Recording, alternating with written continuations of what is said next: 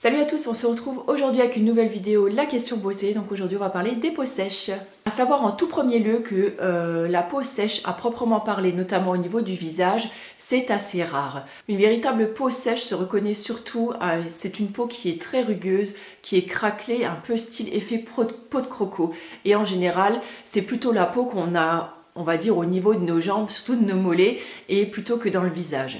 On la confond souvent en fait avec la peau qui est déshydratée puisque les signes en fait se ressemblent beaucoup, notamment l'inconfort ou la sensation de tiraillement. Donc là en fait on va plutôt miser sur un sérum. Donc pour le sérum, à savoir si vous en avez besoin d'un ou pas, je vous conseille donc d'aller regarder ma vidéo sérum à ce propos-là. Je vous ai répondu à votre question. Et donc en général, donc quand on a la peau comme ça qui tiraille et qui est inconfortable, il faut associer en fait deux facteurs. Alors il faut associer le facteur hydratation et le facteur nutrition. Donc l'hydratation, c'est toute l'eau qu'on va pouvoir apporter à notre corps et il va falloir emprisonner cette eau. Donc il y a plusieurs solutions pour ça. Déjà boire beaucoup plus, donc des tisanes, de l'eau, plutôt éviter l'alcool et le café qui ont plutôt un effet donc, de déshydratation.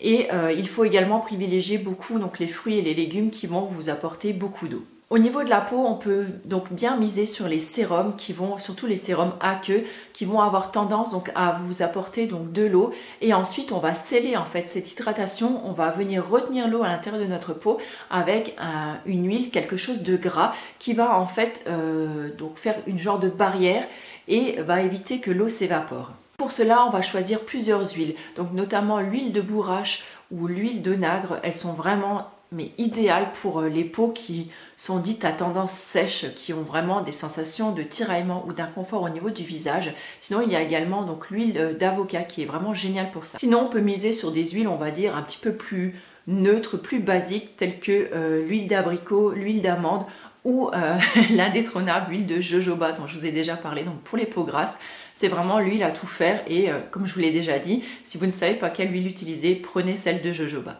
Si vous n'aimez pas utiliser des huiles ou vous êtes tout simplement réticente, si vous n'aimez... Oh merde. Si vous n'aimez pas utiliser des huiles ou si vous êtes tout simplement réticente à leur utilisation, ce que je peux tout à fait comprendre, vous pouvez allier en fait quelques gouttes d'huile à votre crème de jour habituelle. Donc vous faites un petit mélange, vous rajoutez par exemple 1 à 2 gouttes d'huile végétale, par exemple de bourrache ou d'onagre à votre crème de jour. L'huile de germe de blé fonctionne également très très bien. Vous mélangez le tout et en fait ça vous fera un soin beaucoup plus riche. Si vous avez vraiment besoin d'un bon coup de boost, votre peau qui est vraiment très inconfortable ou vous ne savez vraiment plus quoi faire avec, je vous conseille d'utiliser le soir une petite noix de beurre de karité sur le visage. C'est très gras mais en général c'est également très efficace.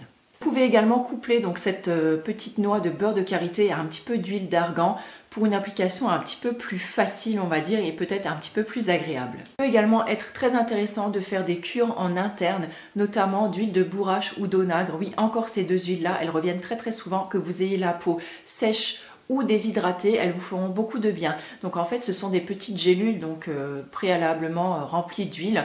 Donc vous allez en avaler suivant la posologie qui est écrite sur votre boîte. Vous faites des cures de, on va dire, entre 1 et 3 mois. Donc 1 mois, c'est vraiment le minimum pour une cure. En général, 3 mois, voilà, c'est là où vous commencez à sentir vraiment tous les bénéfices. Et en général, ça peut vraiment avoir un bel impact et un impact intéressant sur votre peau et sur votre problématique. Si vous utilisez une huile végétale, Si vous utilisez une huile végétale et que vous souhaitez la booster un petit peu ou l'aromatiser,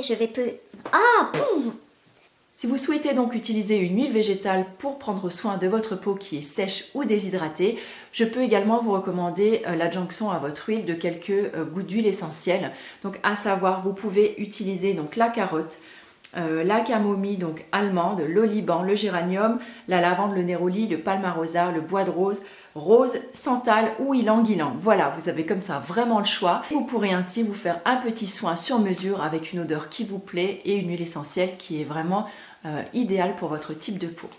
J'espère que la vidéo d'aujourd'hui vous aura plu et qu'elle aura répondu à certaines de vos questions. Quant à moi, je vous retrouve très bientôt pour une nouvelle question beauté. Ciao!